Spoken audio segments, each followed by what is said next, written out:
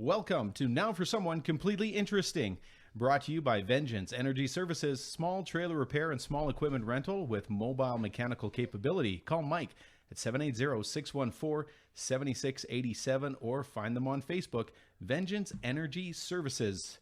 I'm your host, Ben Poulin, and way back in episode 14, this would have been about mid-August, I had one of my best friends from my high school days join me.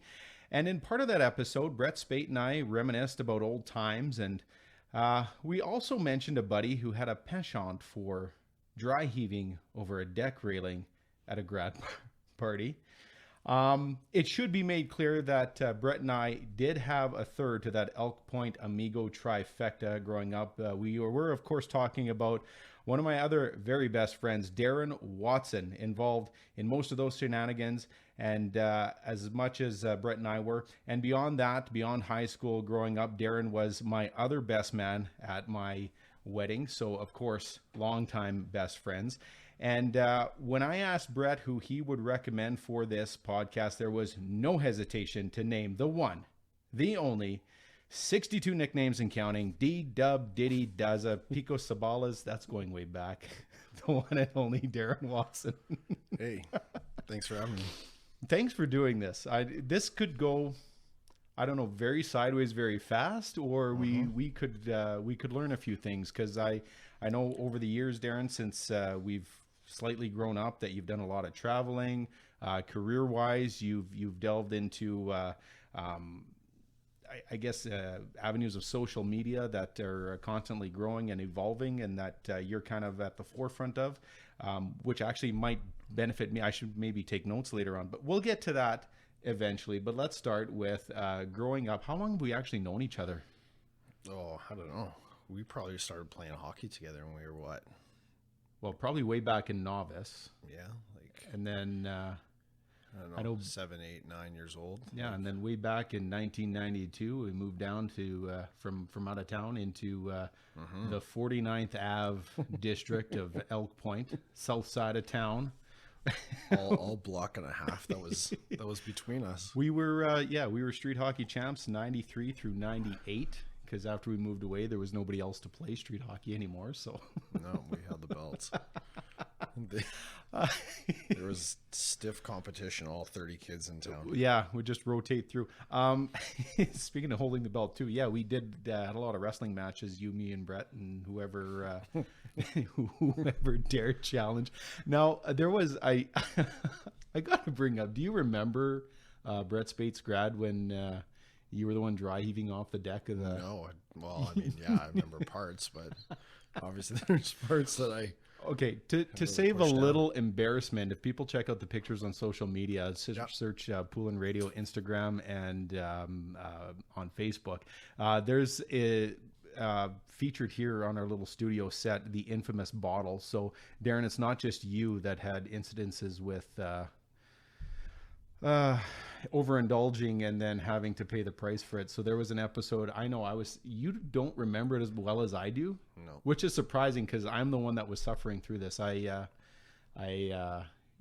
tied into this 2.6 of Jack Daniels, and you and Brett had a couple of sips off of it, I guess, and you guys were mixing it. Yeah. I was drinking it straight. Yeah, I think I was making most of the drinks. Yeah, and we were watching Braveheart, but I don't remember much else past the first 20 minutes of that movie, because then I spent the rest of the night hugging the toilet seat and you and Brett laughing, and I said I never want to see that bottle again.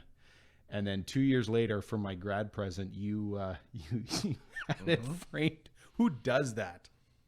Wow, that took a lot of work. That was pretty.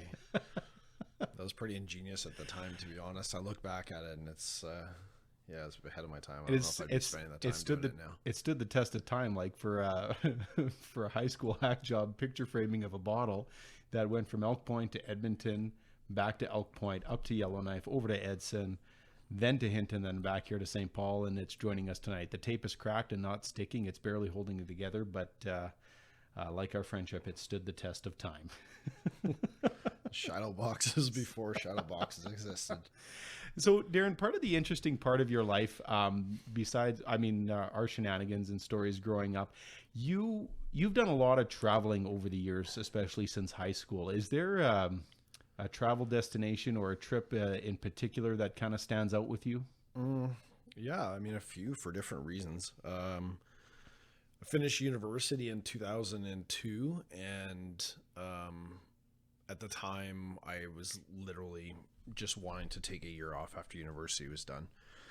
So I went and worked at an HMV, the flagship store on Stephen Avenue in Calgary when I moved down there in 90, I guess it was 98, and then when I finished SAIT for 2 years and U of L for 2 years, I was just done with school. So to be honest, I wanted to take a year off, so I went and did a trip to Australia for a little over a year with that and New Zealand. And that was different because, I mean, you're going to a new country where you know nobody, and you're like 23, 24, and a lot of stressful things, but a lot of things that I was like, this is how I want to retire. I want to retire being able to do this every day for 12 months of the year, being able to golf, being able to swim, surf, So I think it opened up my eyes, and also at the same time, that's when I started traveling through parts of Asia. Like that was my first time in Thailand. That was my first time getting my parents to travel outside of, kind of North America and Mexico, and getting them to travel a place where they probably weren't necessarily comfortable, and just seeing how they interacted with people. It was, it was truly life-changing. So to come back here at 25, I kind of had a renewed look on life. And to be honest, when I lived in Australia, I had my first near death, and that was choking on soda crackers and literally grabbing dish pots out of the person's out of their sink that had like water in it, just because I couldn't get water going out of the tap. And I was like, what the heck? I'm going to die right here. I don't mean to laugh at it. Sorry. But when you're in Australia and you say something about near-death experience, I don't expect... You're thinking sharks, you're thinking snakes, you're thinking crocodiles, spiders, crocodiles, other people. Yeah, it's not choking to death. Some of the most deadly animals on the planet, but Darren has a run-in with a soda cracker. I thought I'd met my match. You had worked in Australia too, though, while you traveled too, right? Yep. Was there any particular jobs that kind of stood out as being an interesting one? Well, I mean, they all stood out. I mean, the first one that I had was literally taking a job, getting paid at the end of the day, working for a moving company out of Sydney when I was in Newcastle. And for that, it was like literally show up, be in a truck for 12 hours, driving somewhere, unload stuff, go back home for another 3-4 hour drive and get paid for like 18 hours. And that was it. And then get a call a couple days later. I think I did that for like maybe 5 days. And then, I bought a camper van to start traveling the rest of the country. And my girlfriend at the time, she was a nurse and she wanted to get an actual nurse's job. So we started driving, but then after that, I worked in a tractor. I worked up picking flowers for like what would be the equivalent of like a Safeway here, but a massive tulip farm. I think I worked there for 10 days and made just enough money to just get a train ticket back to Newcastle. So that was a complete waste of time. But then after that, I worked at a tractor trailer company, like one of the biggest ones there, just doing like picking and packing, and like I think they literally wanted to promote me there after like 2 months because I was the only guy who was like really working. And they're like, wow, you can do like the whole the week of work in like, a day and a half, and everybody else was taking like 5 days. And they're like, man, you're making me look bad. So, and then bartending. I was bartending northern Queensland, a place just north of Cairns and on the Great Barrier Reef. I mean, that was incredible. Obviously working with a lot of really young people from all around the world, a lot of, 8 or 10 friends that I still call really good friends today. And, working in a resort that actually, we were serving, what's his name? Steve Irwin. Yeah. Like literally a few weeks before he died. Wow. Yeah. Like, so he was filming the documentary up there already, and he was staying in one of our suites, and we delivered food and drinks to him. And you actually got to meet him? Well, he was there, and his wife came to the door and grabbed the food and stuff for him. You can see him sitting at the chair, but we're not going to walk in. The suites are 40, 40 feet long, right? So, right. But he was like, you could tell he was super tired. He kind of like just waved and that was it. But it's still kind of weird even thinking today. It's like, that's how. Well, speaking of like Australian celebrities that passed away that you had kind of run-ins with, didn't you tell me once that you worked with a guy who served the last drink to, it was the lead singer of INXS, Michael Hutchins. Yeah. So. Well, so you're not allowed to go to Australia anymore. They lose too many celebrities that way. No. So when I was bartending, when I was at, it was at a resort called Angzana at the time. It's rebranded now. I think it's, I can't remember something. It'll come to me. I think Dance Some More Sweets or something like that. But anyway, it's a resort, and their general manager was a guy who was the GM at one of the hotels. I'm pretty sure it was in Sydney. I don't think it was, I can't remember if it was in Melbourne, but I'm pretty sure it's Sydney. And yeah, he was, they were supposed to be getting a hold of the room. They couldn't. So him and another person had to go up, and they could feel kind of some resistance behind the door. And anyway, they got security and stuff to come up, and that was the night that he died. Wow. So, I mean, obviously I talked to him a little bit about it. He didn't get into much, but I mean, you could still tell that he was kind of shaken. And this is, 20 years later. Yeah. Yeah, for sure. So traveling in general, what are some of the other destinations that kind of stick out in your travel experiences? Fiji. If anybody goes, if you can ever go to the South Pacific, a lot of those countries are amazing, but I found that Fijian people are probably some of the nicest people in the world. Like, everybody was super kind to you. I felt, let me put it this way, I felt comfortable enough with all the people that I gave rides to people, like rented a car and gave rides to people on more than one occasion, and never once felt not safe. But the people were amazing.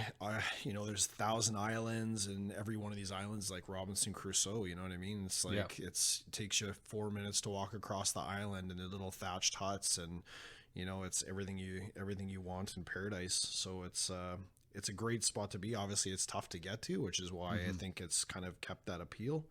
But it's incredible, and then the Caribbean is incredible as well. Puerto Rico. Barbados, St. John, U.S. Virgin Islands. So many good spots. Music I know growing up with you, music has always been a huge part of your life, like mainstream music. You've always had this massive collection. I remember, back in the day before iPods, I spent a lot of money briefcases full of CDs, CD cases, burnt CDs, bought CDs.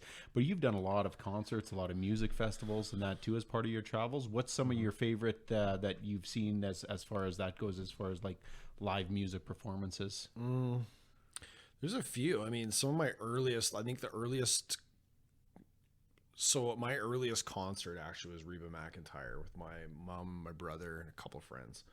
So to look back and to think that country would have been the first concert that I went to, I mean, nobody would have believed it. But I think there was about 15 or 20 years where I didn't listen to a single country song. But obviously, growing up in St. Paul Point here, we know, it's hard to avoid during the.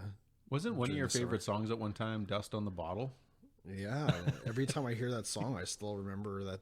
Probably that evening in 1994, like yesterday. Music will always bring you back to a spot, and that's why I think it's so important, because people they'll have thoughts that kind of come along with the song, and even when that song comes back on, they're right back there. Like right. It takes you back to that day, that song that you had as your your wedding song, or the song that you had as your graduation song, or right. the when you met your wife, or your favorite song, kid growing up. All that stuff brings back memories. And yeah, I don't know. There was, I've been to, my first festival was, my first big festival, like multi-day festival, was Big Day Out in Sydney in Australia. And I saw Kings of Leon the first time. And that was like my favorite band, kind of growing up here. And that was awesome. And then I was hooked. And then, I've been to Coachella 8-9 years. And every time you go, there's a different band that just blows you away. Been to Austin to festivals, but some of the ones that stood out, Pemberton in BC, they've had a festival for a few years, and on and off had their issues with management and whatever, and they've been You know, they had Coldplay, Jay-Z, you know, Tom Petty, which is one of our, you know, mutual favorites. Yeah, that was always the pre-bar song was "Don't Back Down." Yeah. Watch out for those Oak Point boys. Was there ever a band you saw live? And I know this has happened to me a couple times, but that just caught you off guard, like surprised you, and I mean in a good way too. Like you didn't expect them to be that good. And I'll tell you mine right off the bat. It was at the Bonneville Centennial Center. I was working for the local radio station, so you know you get the free pass in the backstage, and you get to do the intro. Doc Walker. They halfway through their show, they did this Bee Gees medley.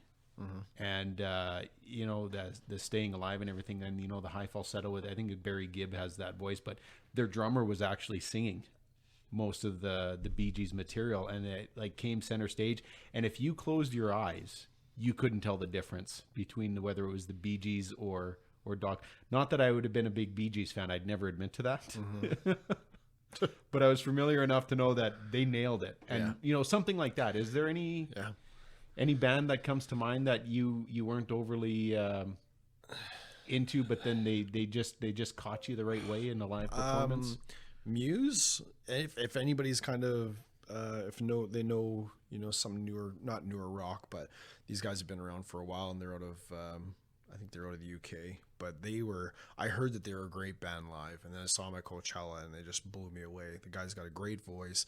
They have a stage presence of a band that you think has been around for like, you know, 40 years, like say like an AC/DC or one of those bands that have been doing it so long, right? And I didn't expect it from them. That was a huge one. Arcade Fire, the first time I saw them, I was, you know, wasn't really a big fan, and I was a huge fan after I saw them the first time.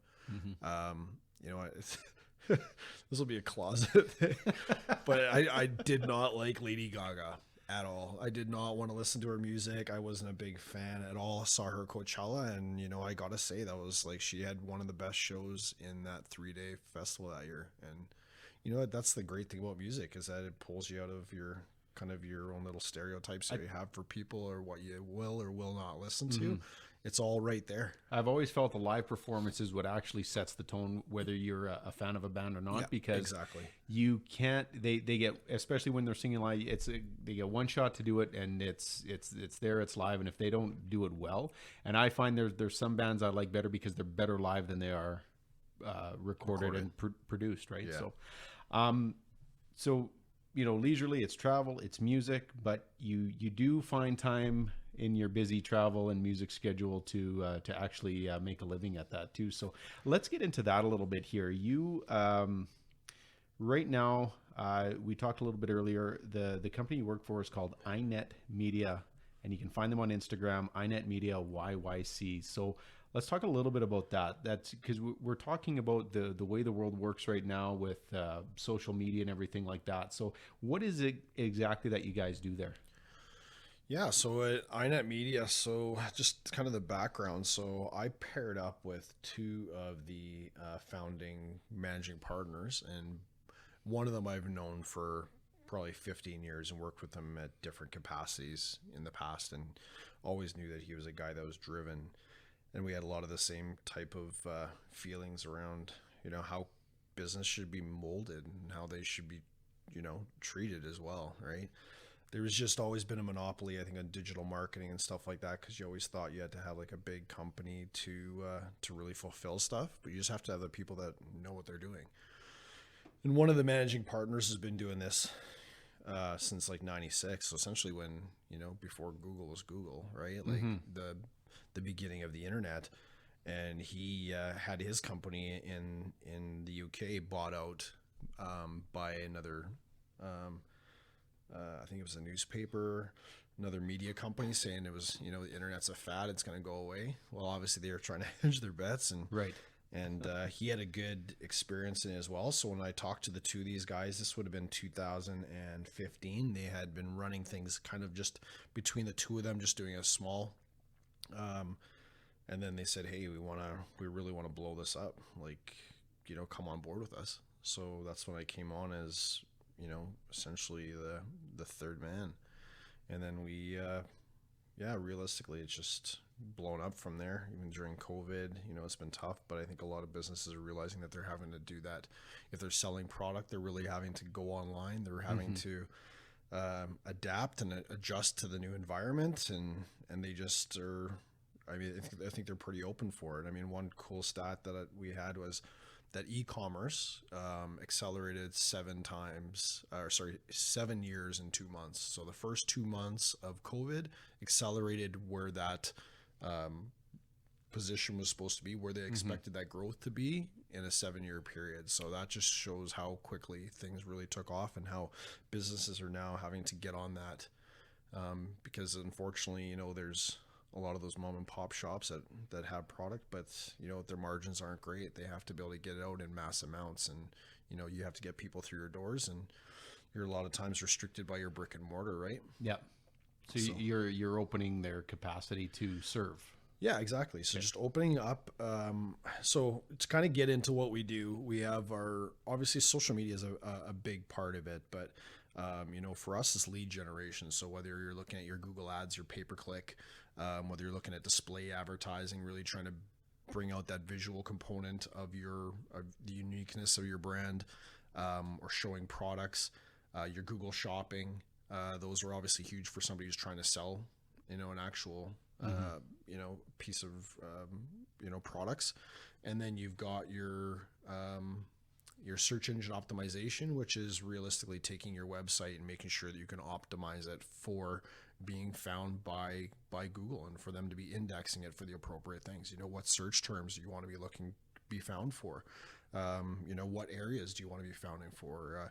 Your geographic reach, your perfect customer. It's all those type of things that really make a big impact in how you're spending your marketing and how you can do it most effectively, but also where you can really build your business. And I've seen that a lot in the last 2 years here since the beginning of 2021, that there's a lot of companies where we increased what they were selling online by 4, 5, 6 times. So, and it's not going away. They've now got it, and they've got it forever. They're just going to be able to do that, and you just want to tweak, you want to change things, right? But there's a lot that's changing. It's really exciting. Do you think it could help this podcast become more popular? I'm sure it could. I guarantee it could. We were talking about that earlier. Your own personal Instagram account. You said you're growing by like 5 people a day. I've got 5. No, and then we looked. We got 88 followers on Instagram on Poolin Radio. So yeah, use everything. I'll give you one tip. Use everything that Instagram gives you. If they're providing you reels, start taking reels. If you are getting responses from people and people are like, "Hey, great podcast," respond back. Let them know that you saw it, or that you saw their message, and whether it's liking, whether it's commenting, it's just engaging with your followers and just trying to make sure that they get value in it. That's actually my problem. Is I just scan through and I don't really spend time on it. I post and then I'm off. I don't scroll through, and I think that's you have to be what you call an active member of the media. We used to call them active listeners on radio, the people that called in, the people that responded to contests and everything like that. So it kind of makes sense. The more you put out there, the more you get back with it. So speaking of which, Instagram, we did talk about, because of your love of travel, music, there's a lot that people can find out more about. It's your personal Instagram account, Draw Joppers. That's it. Yep.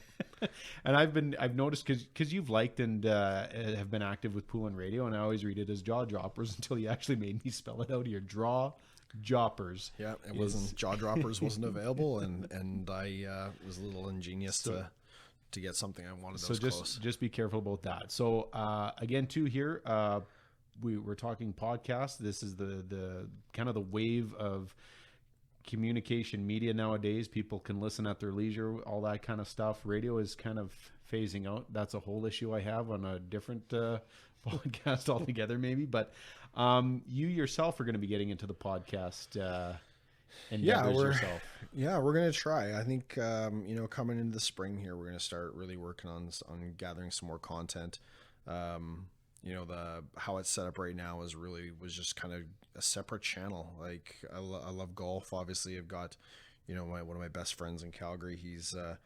huge into golf, and he's going to be getting more into the industry. And I thought, you know what, I've got a lot of content in the photos that I take, you know, when I'm golfing anywhere really around the world, and I wanted to be able to use that content. The fact that, you know, we've got, you know, ourselves and our friends have a bit of a personality. I'm sure there's going to be some stories that'll be like not PG-13, but it's going to be good. It's just kind of a way for us to be able to have another page that's just dedicated purely to people who love golf and everybody that wants to get involved with it. So, well, the podcast itself hasn't got up and running just yet. You guys do have an Instagram account, so it's Birdie, BIRDIE _eagle _golf. You got it. Yeah. With Daza and Danger. Yeah, Daza and Danger. Yeah, we'll have to ask Mike about that, about how he gave himself that nickname. But I accused you earlier of giving yourself the nickname Daza, but you said that's when you were in Australia, that's what everyone started calling you that. Yeah. that was everybody. Like, I mean, obviously anybody who knows Australians or is spending any time there, they love to shorten things up. So if you're Benny or Baza, I mean, it doesn't make sense, right? It's not shorter. It's not shorter. Yeah, Darren and Daza, still 2 syllables. It's it doesn't shorten up. It just seems like, I guess for them it just rolls off their tongue. They just like the Azas in the names. I guess they just. Okay. So I had to adopt it, because otherwise they were just calling the name and I just would tune out. I'd wait for Darren and I just would never get it, because, you know, if you're getting a drink at the store or something like that and they're calling your name, you'll be waiting a while. So just arbitrary people would. Oh yeah, they don't have to know you. Oh no, they'll just be. You just have to know that if you go to Australia, Daza means Darren. So hopefully there's not a lot of Dereks and Daryls and all these, because it'll be like Daza, Daza, Daza, Daza. All got the same nickname. All right. Darren, thank you so much. I know we could probably do a whole other 3-4 episodes for sure with this, and we probably will, no doubt. I know Brett mentioned in the podcast we did with him, we should get all 3 of us together and start having a chat about this, that, and the other thing, and how we've been doing since our days of the infamous bottle. But thank you so much again for doing this. And you know the question's coming, because obviously it came up in the conversation as well. If you could recommend a person who you think is completely interesting, that you know that you'd like to hear on this podcast, I'm not saying we'd be able to get them on per se, but if we could, we will. But who would that be?